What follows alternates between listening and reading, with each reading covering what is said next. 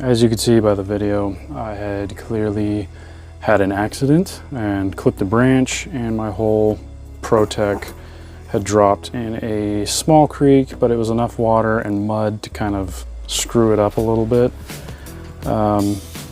So basically this back left prop right here stopped spinning. It would just kind of free spin while the other props were going when I'd arm it. So I was like, oh great. So I probably shorted out the motor somehow. There's mud and water in it, but I decided I was going to try something before I went and dismantled this entire thing and made a huge big fat mess out of it.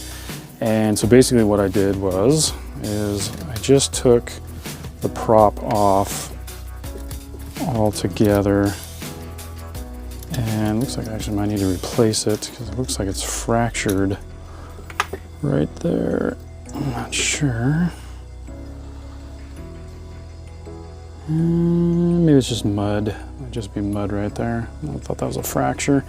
Anyways, so basically there's the motor. You can see kind of like all the dirt up in here when it wrecked. But what I did was I just took a can of air and I just went in and I blew all the mud and the dirt and water and everything else, just cleaned it out real good.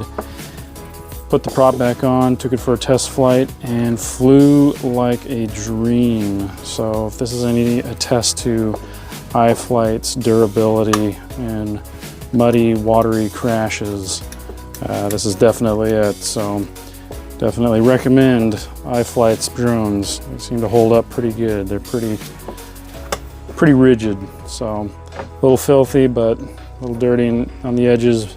But other than that, works pretty good. So if you ever have that incident where one prop just kind of floats there while the others are actually spinning, take it apart, blow some air through it, clean it out real good, make sure it's nice and dry, and then try it again.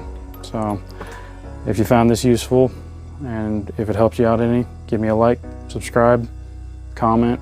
Definitely will help me with the algorithm. Till then, fly frosty.